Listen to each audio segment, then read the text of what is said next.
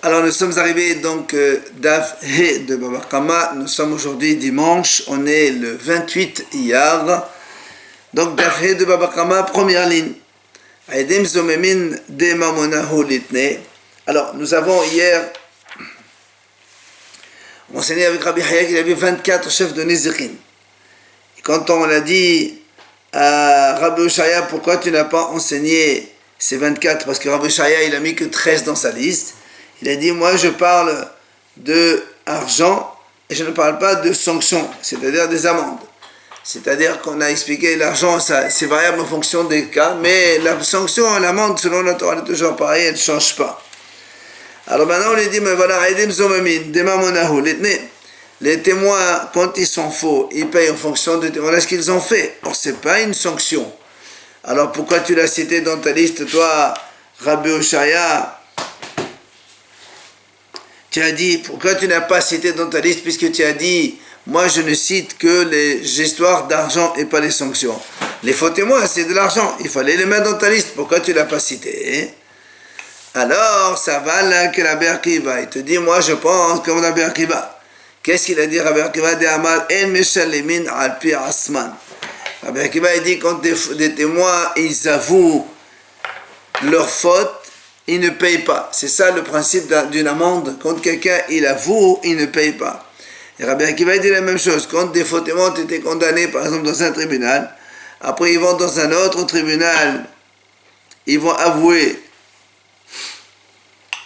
D'accord?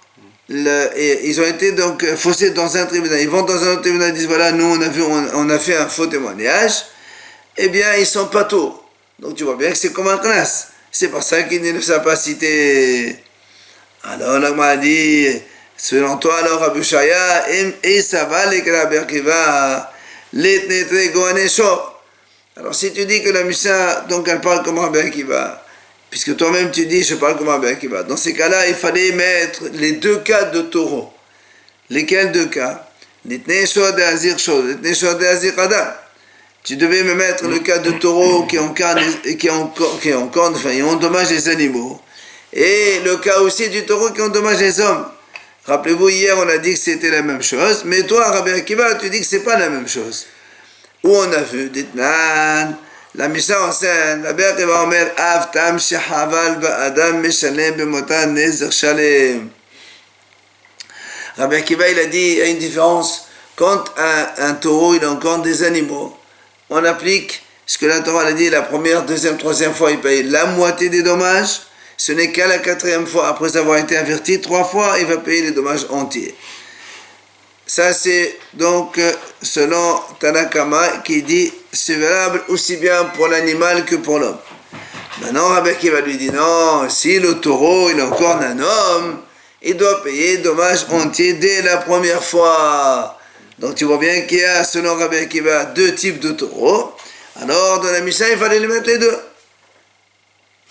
Alors l'Agma a dit, Tavri Rabbi Akiva l'existait. L'Agma a dit non, Rabbi Akiva il a cassé son verre. Une image pour dire, il a changé d'avis. La preuve, Netanya.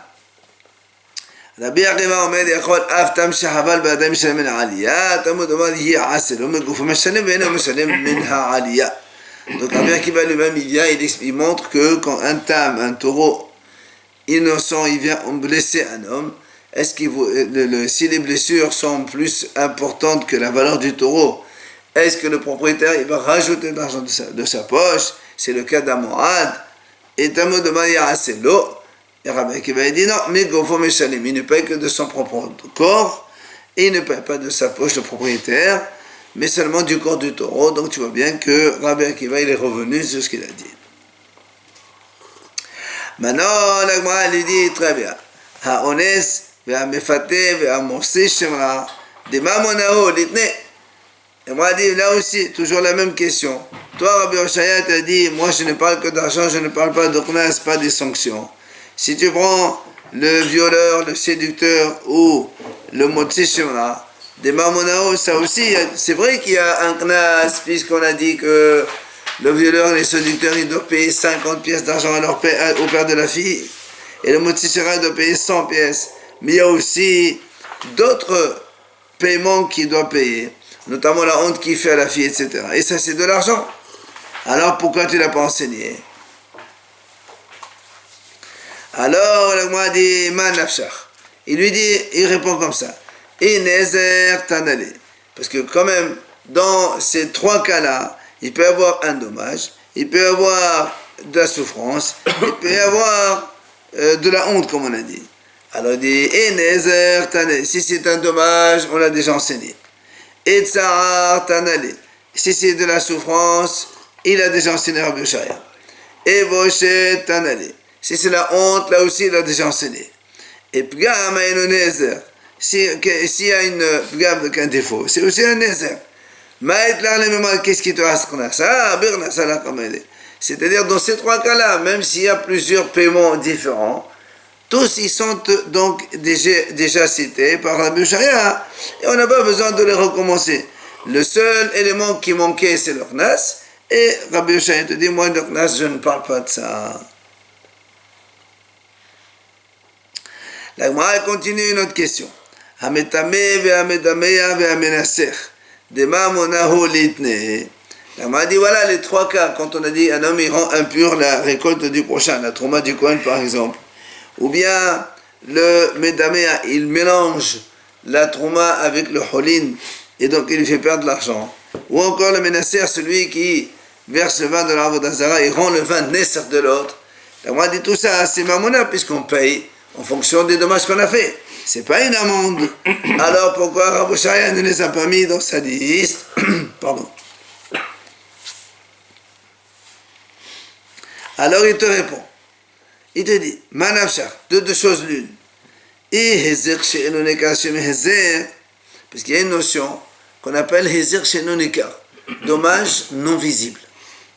Quand quelqu'un il blesse un autre, il casse une voiture, il casse la vitre, etc., tout ça c'est des dommages visibles. Mais ici, quelqu'un par exemple il vient, il y avait un sac de blé, il te le rend impur. Le dommage n'est pas visible, tu vois rien. Le blé il est là, il est toujours le même, c'est spirituel ça. Ou encore, il mélange la holine avec la trouma, c'est non visible. Alors il y a donc, cette notion-là, Hachamim il discute sur cette notion. Est-ce que un dommage non visible est considéré comme un dommage, oui ou non? C'est pour ça qu'il lui dit, de deux choses l'une. Et si tu me dis qu'un dommage non visible, il est appelé Nezer, dommage. On a déjà enseigné dans le mot Nezer, il y a ça aussi. Maintenant, si maintenant tu me dis qu'un dommage non visible, il ne s'appelle pas dommage, alors pourquoi on fait payer la personne? C'est une amende. Alors ça s'appelle, c'est dans le Knas, moi je ne parle pas. Ça c'est ce que dit Rabbi Oshaya. Alors là, il m'a dit, si tu me dis ça,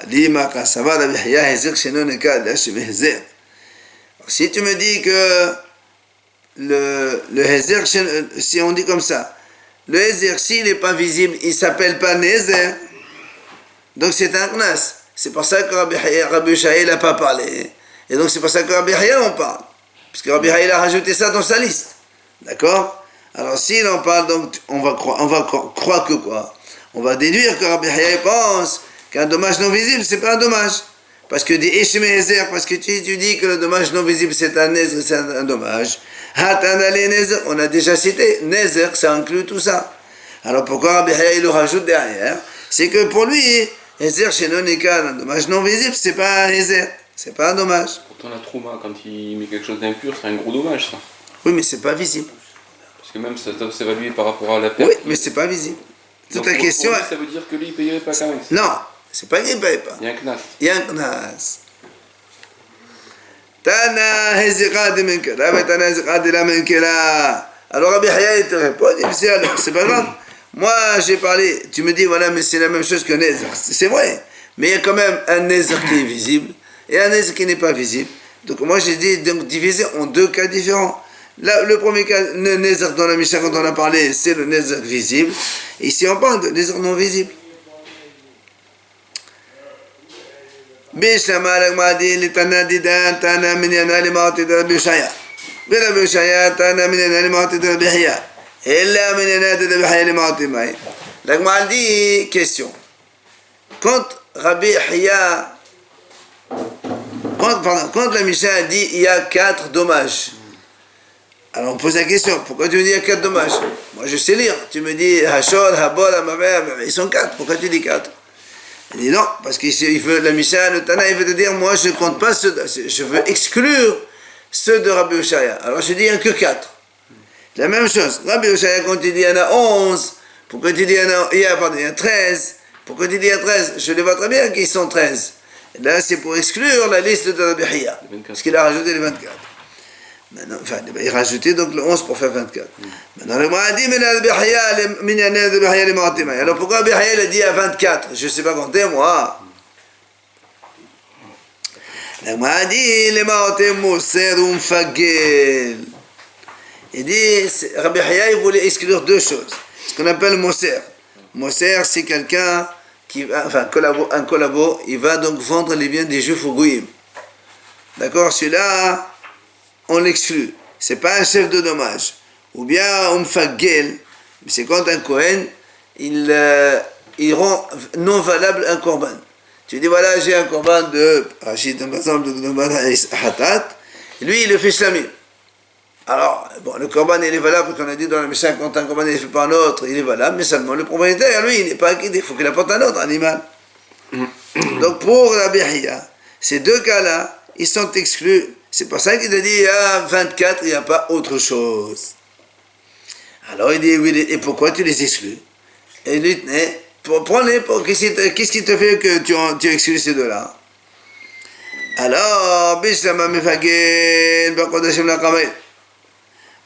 Donc Rabbi Haïd dit, donc le Mefagel, puisque c'est le Kohen qui est en train de changer le nom de sacrifice, on parle ici des Kadashim. Et lui il te dit, moi les Kadashim, je ne parle pas des Kadashim. Et la Moser Ma'etamana. Alors pourquoi le Moser, tu ne le cites pas dans ta liste? Ma'etamana Tani, pardon, pourquoi tu ne l'as pas enseigné? Moi elle répond, Shani Moser de Dibura, ouf Dibura la Kamaïri. Il dit non, parce que le Moser, en fait, qu'est-ce qu'il fait? Il n'y a pas d'action. Il ne fait que parler. Un collaborateur qui dit, il dit voilà, celui-là, il a de l'argent, allez le prendre. Donc, il ne fait que parler.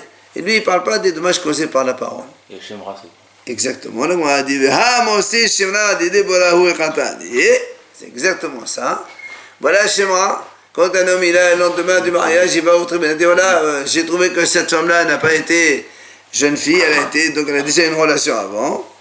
Il dit non, là-bas, là-bas, il y a une parole, mais il y a une action avant. Puisqu'il a fallu qu'il ait la relation pour savoir qu'elle était comme ça et pour parler. D'accord? Il y a une action avec. La relation notamment. Edim Zomemim, c'est pas la parole? Exactement, la suite de suite. Viens, Edim Zomemim de Déborah, de l'aide Bemaasé ou Katani. La moi dit voilà, donc Edim Zomemim, tu ne vas pas dire qu'il y a une action. C'est uniquement de la parole sans action. Et pourtant, il a enseigné. Et moi, elle répond, c'est vrai. Il n'y a pas d'action. Mais,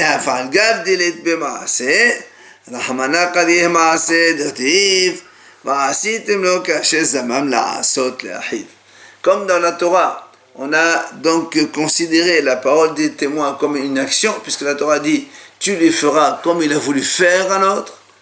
Donc, il y a marqué le mot ma'aseh dans la Torah.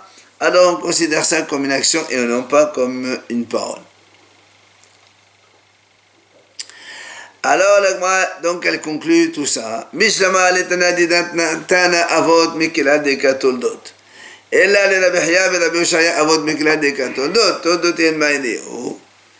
Alors la Gemara dit, nous dans la Mishnah on a dit qu'il y avait 4 chefs. Et on a posé la question, si on parle de chefs, c'est qu'il y a des enfants, il y a des dérivés. Ok?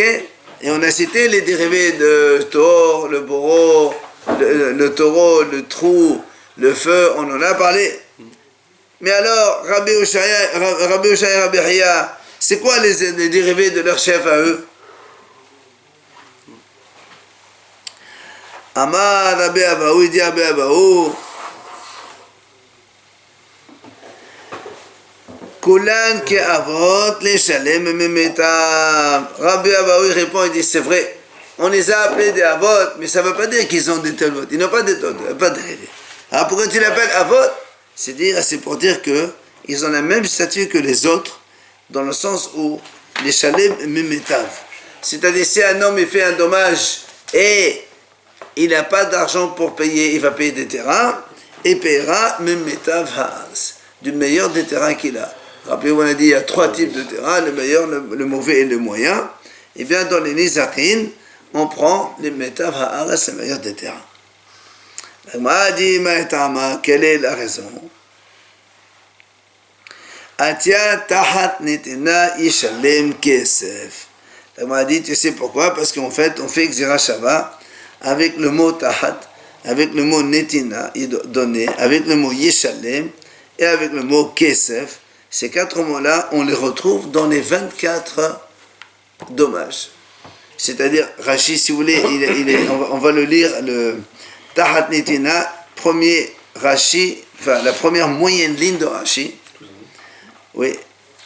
Rapidement, je traduis. Dans tous, il est écrit, ou bien Tahat. Et on apprend Tahat de Shor Mo'ad, comme il y a marqué là-bas, Shor Tahat Ashor. Comme là-bas, il y a marqué Metav, puisqu'on apprend de Shem Vereg, il y a marqué Metav Sadeo, là aussi Metav, que si quelqu'un il vient payer du terrain à la victime à cause de son dommage, il lui paiera du meilleur de ses terrains. Ou bien Netina, il y a marqué le mot Netina, donc le taureau qui est encore un esclave, il y a marqué là-bas Yiten la Donav. Ou bien on apprend le mot Yeshalem, et on apprend ça de Shem Vereg, puisqu'il y a marqué là-bas aussi Metav Kalmo Yeshalem. Enfin, Kesef, et on apprend du bord du puits dans lequel il y a marqué Kesef Yashiv Lev'anav. Et donc, la Rashi il explique maintenant en détail les 24. Abba Avot, les 4 Avot de la Mishnah, Gmedekulu Meshen Veregel, on apprend ça de Shen Veregel. Shomil Hinam, il y a marqué Asher Hashem Elohim Yeshalem, il y a marqué le mot Yeshalem. Dans le Shoel, il y a marqué Ba'alaven Remo Shalem Yeshalem. La même chose, il y a marqué Yeshalem. Le Shomer Sachar, c'est marqué Ganovi Ganif Me'amo Yeshalem. Là aussi, il y a marqué Yeshalem. Socher, le loueur, il n'est pas marqué dans la Torah, mais on le compare à le Shomer Sachar. Le Nezer de Hovel Bahavero, celui qui blesse son prochain, c'est marqué Kenin Natenbo. Il y a marqué Nitina. Et c'est ça l'argent. Le Tsar, c'est marqué Pesa Tahat Pasa, donc la souffrance. Et Hachamim monté des dos. Et ça va plus loin, Pesa Tahat Pasa, c'est la souffrance. Ripouille et Shevet, c'est marqué Nitena. Donner, Shirto, Yiten. Velapo, Yiten, c'est pour les deux. Ou Vebosh, c'est la honte, là aussi c'est marqué Tahat, à propos du honnête, son faté. À propos du voleur et déçu de toi, c'est marqué Tahat Asherina.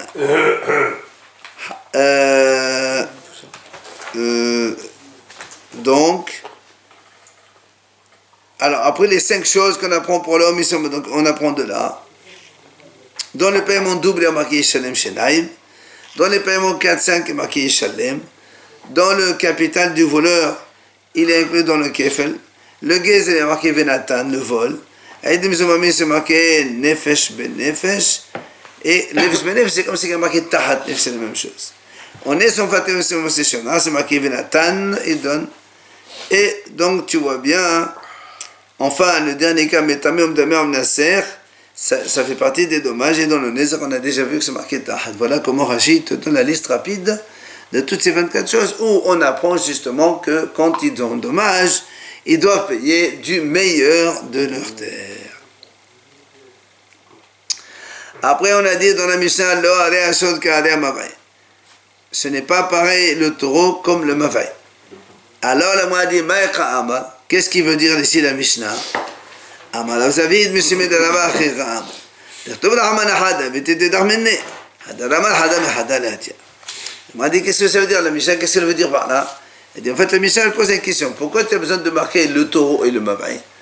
Marque-moi le taureau. Et moi je déduis le Mavai. Ou bien marque le Mavai. Et moi je déduis le taureau. Alors on a répondu, on a dit non, tu sais, là, en fait, si on marque le taureau, eh bien on ne peut pas déduire le Mavai.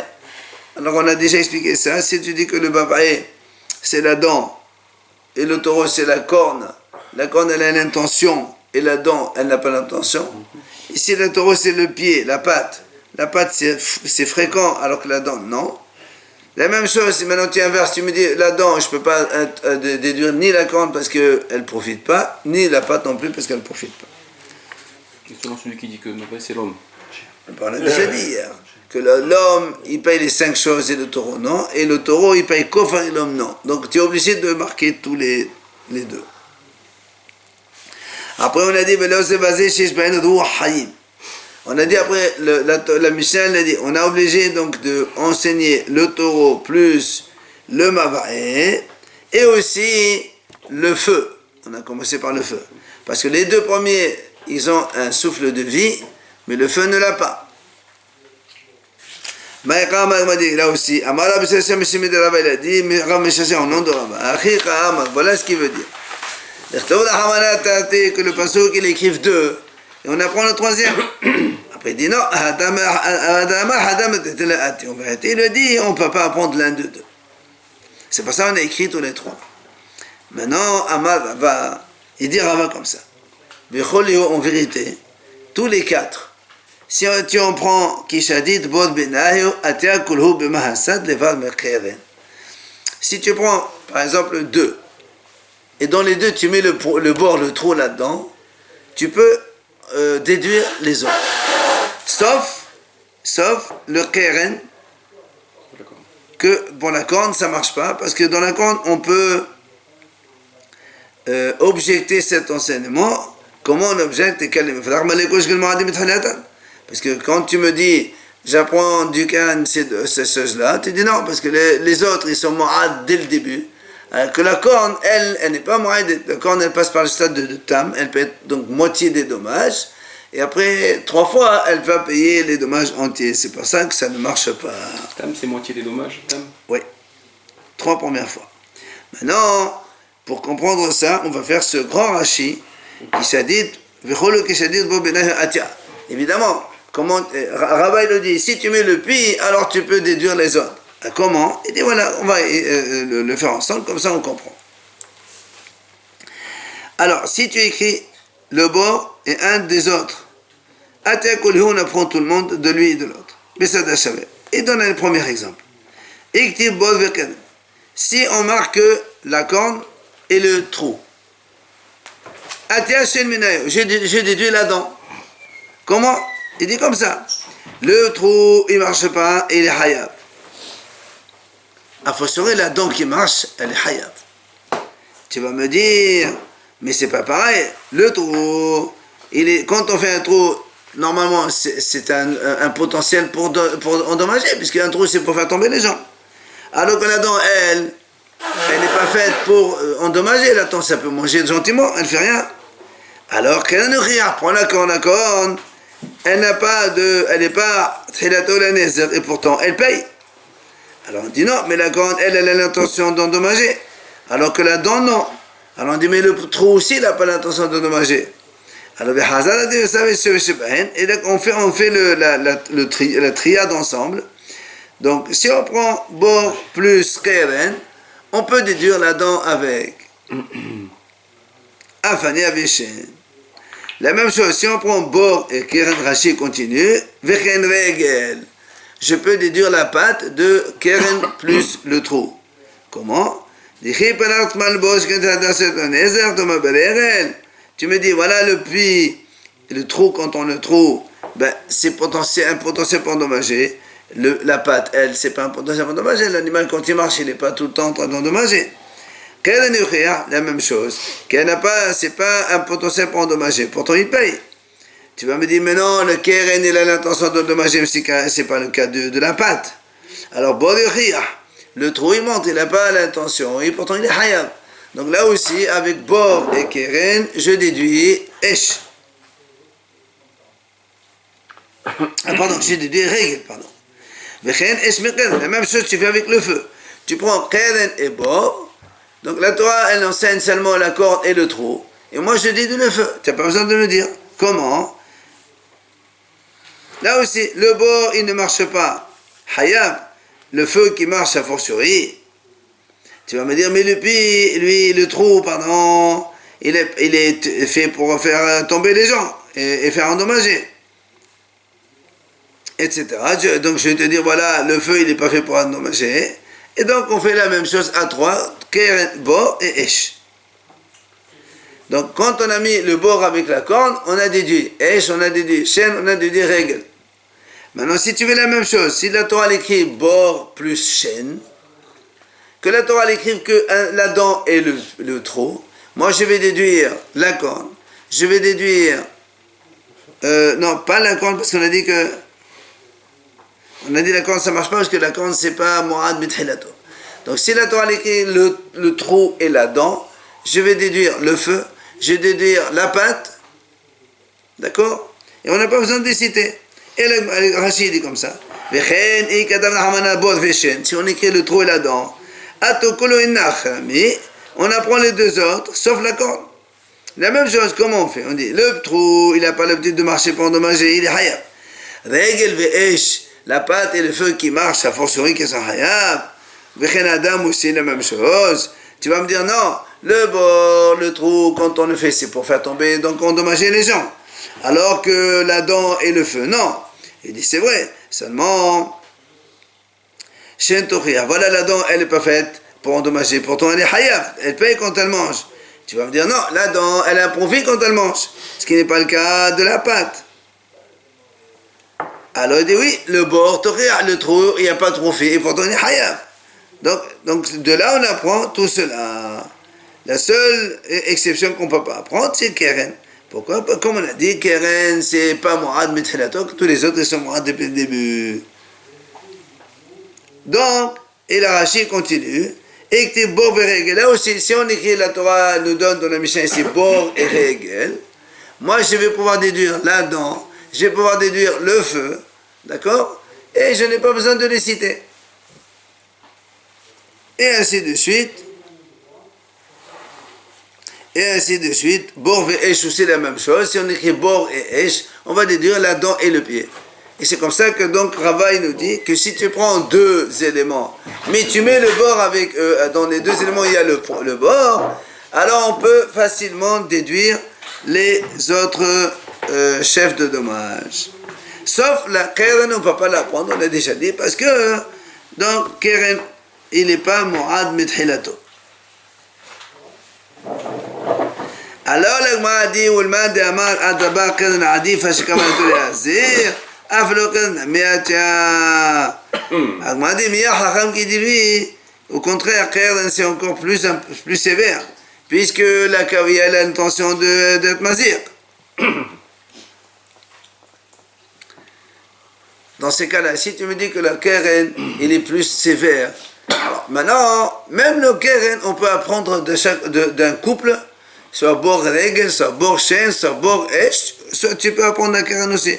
Parce que quand tu me dis, c'est pas pareil, les autres ils sont Mourad, alors que la Keren, non, la corne elle n'est pas Mourad. Moi je te dis, mais la Keren elle est plus Hamour, puisqu'elle est Kavanot Azir, elle a l'intention de dommager, donc du coup, tu peux aussi l'apprendre.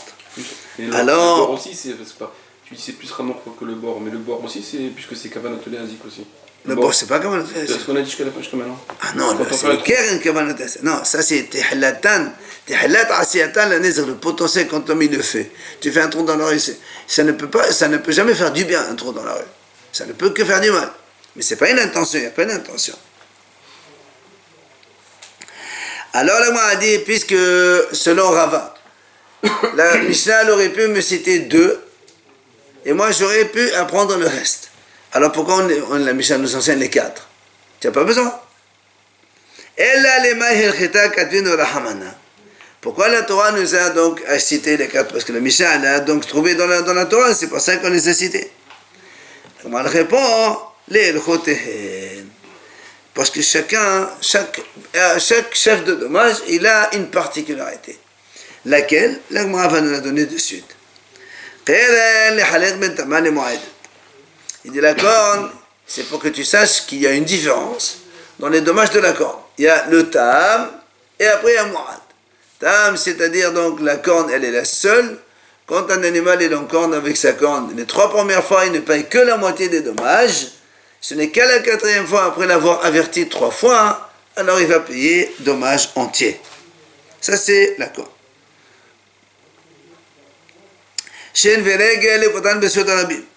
Pourquoi on nous a cité la dent et la patte?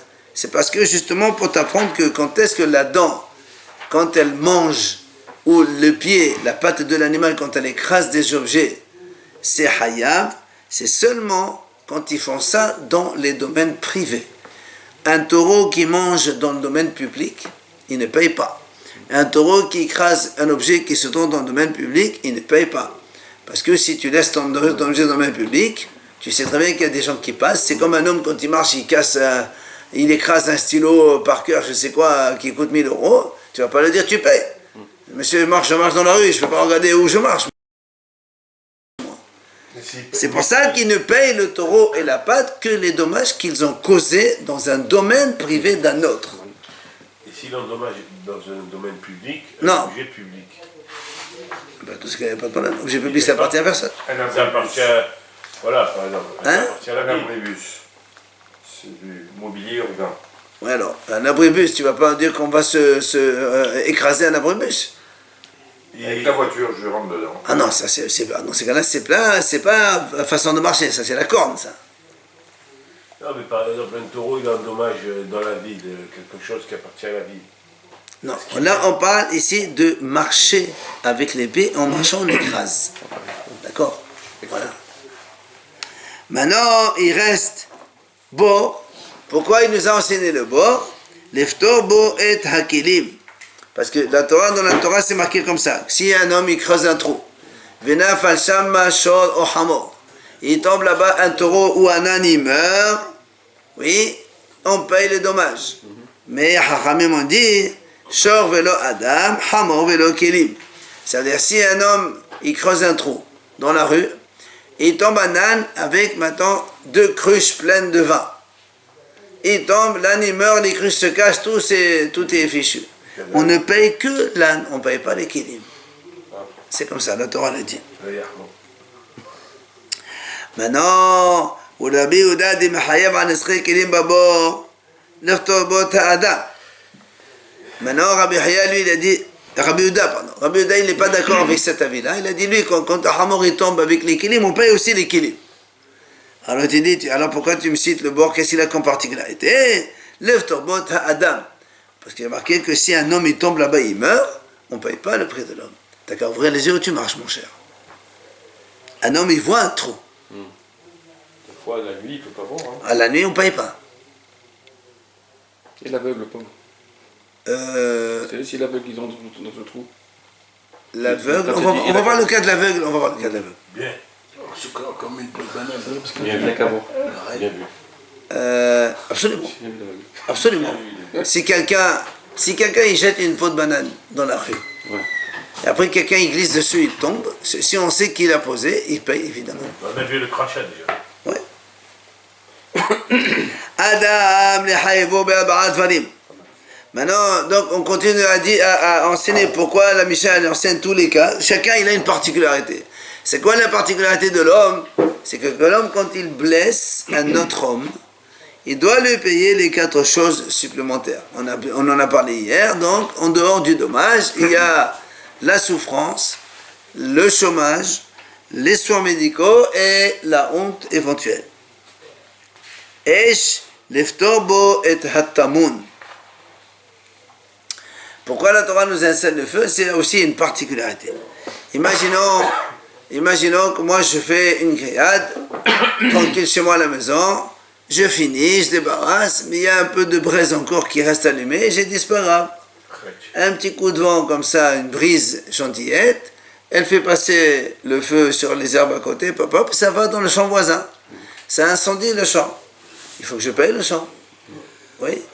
Maintenant imaginons ce monsieur, il avait une botte de foin, et dans la botte il y avait là-bas un meuble Louis XV. Caché. Le voisin. Ouais. Et le meuble, il prend feu aussi. Hachamim disent, on ne paye pas tamoun ba'esh. Ce qui est caché dans le feu, dans la botte, on ne paye pas. On paye le terrain. C'est qui va prouver que c'est caché après. Hein? Après, il faut... Non, admettons que tu as des témoins comme quoi il y avait quelque chose de précieux, qui n'a pas sa place là-bas. Parce que c'est pas habituel. Ce qu'on appelle tamoun ba'esh. C'est pas habituel de mettre la place. Oui, ça, c'est pas la façon. Si c'est un endroit que c'est habituel, oui. Ah oui, si c'est dans la maison, c'est sûr. Quelqu'un, tu vas l'incendier dans une maison, tu brûles le lit, les meubles et l'armoire, c'est normal que tu vas payer. C'est ce qui se trouve là-bas. Le terrain à la récolte, c'est ça? Oui, là-bas, tu payes la récolte, les bottes de foin que tu as brûlées. Maintenant, la Gemara dit, ou Rabbi Yehuda. Ou Rabbi Yehuda dit, Mechayev Anisket Amun Ba'esh, la Touyemai. La Gemara dit, mais pourtant, Rabbi Yehuda lui dit non. Rabbi Yehuda dit non, monsieur, quand tu fais un incendie, tu brûles le champ voisin, même s'il y a un meuble Louis XV là-bas, tu paies aussi. Donc il n'y a aucune particularité. À chaque fois que tu incendies quelque chose, tu es obligé de payer. Alors, pourquoi la Torah nous enseigne le feu? Parce qu'on a dit chacun il a une particularité. C'est quoi cette particularité? Moi elle répond ça veut dire, des fois, quelqu'un il laboure son champ. Il laboure, il n'a pas encore semé. Et imagine, il y a un feu qui vient. Bon, il n'y a rien. Mais pourtant, le sable, la terre, elle est brûlée. Quand la terre, elle est brûlée, elle ne peut plus pousser. D'accord? Là, donc, c'est ça donc, le cas où il n'y a pas de nézer véritable. Mais en fait, il y a un dommage, puisqu'il faut recommencer tout le labourage. Alors, là aussi, c'est la particularité, comme quoi, même s'il n'y a pas vraiment quelque chose de brûlé, tu payes quand même. Ou bien, Sirsecha Avanav. Quelqu'un, par exemple, le feu, il passe sur un mur. Il brûle le mur. C'est vrai que le mur, il n'a rien du tout. Il a du noir. Ah ben là aussi, tu dois payer. D'abord, parce que quand l'habitude d'un feu, c'est de brûler quelque chose. Et là, il ne brûle pas. Mais on va dire, il salit la chose. Voilà. Il doit en panneau, il doit laver. L'autre, il doit relabourer. Mais il n'y a pas de véritable dommage. On incendie un champ, il y a des herbes qui brûlent, ou bien tu brûles autre chose, du tissu ou autre chose. Là, il n'y a pas. C'est pour ça, donc, c'est ça la particularité du feu, et c'est pour ça qu'on a enseigné.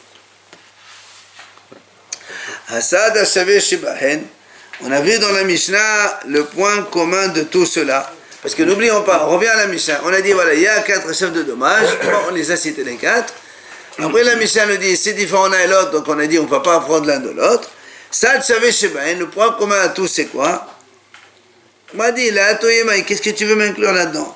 Parce que nous, on a dit, c'est quoi le point commun? C'est que s'ils ont l'habitude d'endommager, tu dois les garder. Et donc, parce que si tu les gardes pas, ils vont endommager, tu vas payer. C'est comme ça. Alors, on m'a dit, là, qu'est-ce que tu m'apprends ici? Tu ajoutes quoi? Là, Amar Abaye, il a dit à Abaye, Le'atouye avno sakino masao shenehan berosh gago venaflo beroch mesuya ve'ezero. Abaye dit ici, en fait, la Mishnah ici, elle veut rajouter un autre cas. Quand on dit, s'ils ont endommagé, tu payes. C'est le cas de quelqu'un, il a posé une pierre ou un couteau ou un chargement sur le toit de sa maison. Et puis après, un petit vent, c'est pas un mistral, parce que si c'est un mistral qui les fait tomber, ça c'est pas de ma faute. Mais un petit vent normal, un vent ordinaire, les a fait pousser, les a fait tomber. Et en tombant, après ils ont occasionné un dommage. Là, ils doivent payer. Alors là, moi, a dit, attends, c'est quand est-ce qu'il a eu ce dommage? Si ils ont endommagé dans la chute, dans le trajet de la chute, d'accord? Ils sont tombés sur la tête de quelqu'un, le blessé ou autre chose. Ça, c'est la même chose que le feu. Et le feu, on en a déjà parlé. Puisque le feu, ça fait partie indicateur, donc chef de dommage. Pourquoi c'est la même chose que le feu? Parce que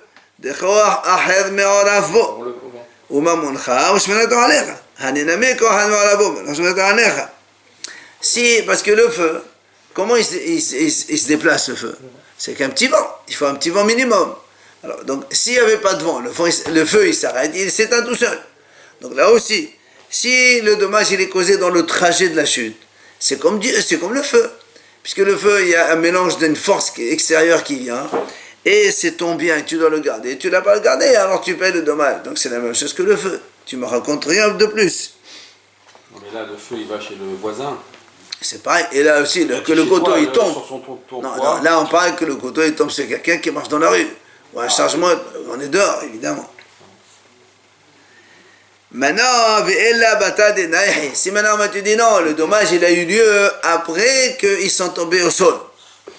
Le couteau il est tombé, le chargement ou la pierre ils sont tombés au sol, et après quelqu'un il est venu, il a trébuché dessus. Alors on m'a dit si c'est ça, ça dépend. Et des frères aussi, le monsieur quand ils sont tombés on suppose qu'il les a abandonnés, parce qu'il ne veut plus les prendre.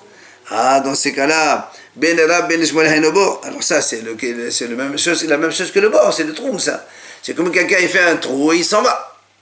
Il abandonne le trou. Ah, c'est-à-dire, tu fais un trou et tu t'en vas, mais tu es responsable. Là aussi, tu jettes un couteau dans la rue. Quelqu'un, il passe, il tombe, il glisse ou il se blesse avec. Ou tu laisses une pierre ou un chargement, quelqu'un, il trébuche, il tombe et il se blesse. C'est normal que tu payes. Tu ne peux pas dire, je m'en fous. Vas-y, je m'en fous. Maintenant, elle a... Non, pardon. Maïs d'abord. Quelle est la différence avec le trou? C'est qu'un tahlat asiyatul nazir ou mam khashmanatan alayha. Donc tu vois bien que c'est la même chose que le trou. Puisque le trou, c'est quoi? On fait un trou. Donc, le tahlat asiyatul, un trou par définition, ça ne peut que faire du mal. Ça ne peut jamais faire du bien.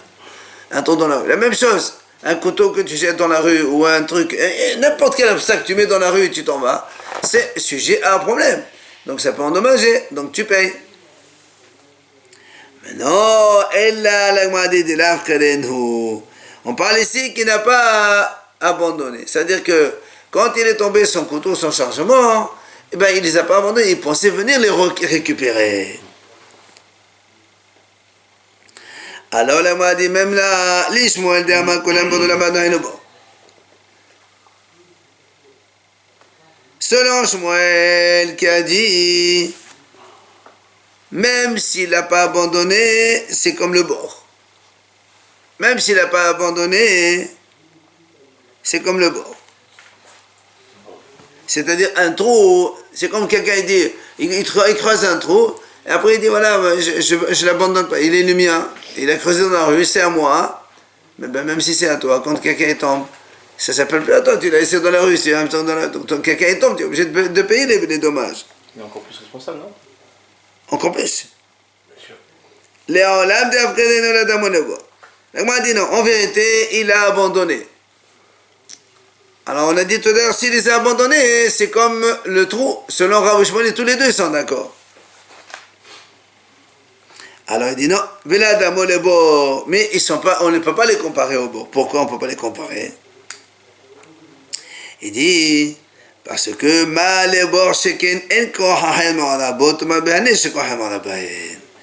dit, c'est pas pareil. Le bord, il n'y a pas une autre force qui vient.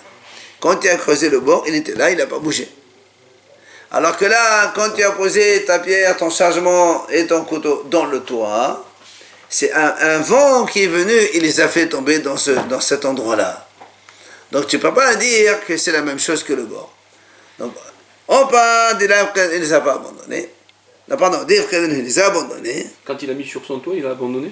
Non. Après, c'est après le vent. Quand ils sont tombés par terre, c'est le vent qu'il a déplacé. Tu veux dire très quoi? bien. Le fait qu'il ne le voit plus sur son toit, lui, c'est pas voulu. Non, pour lui, quand ça tombe par terre, c'est abandonné. C'est tombé dans la rue, il les a abandonnés. Ah, tu me dis c'est abandonné, c'est la même chose que le trou. Je dis non, c'est pas la même chose que le trou. Le trou, il se déplace pas et ça, ils se sont déplacés.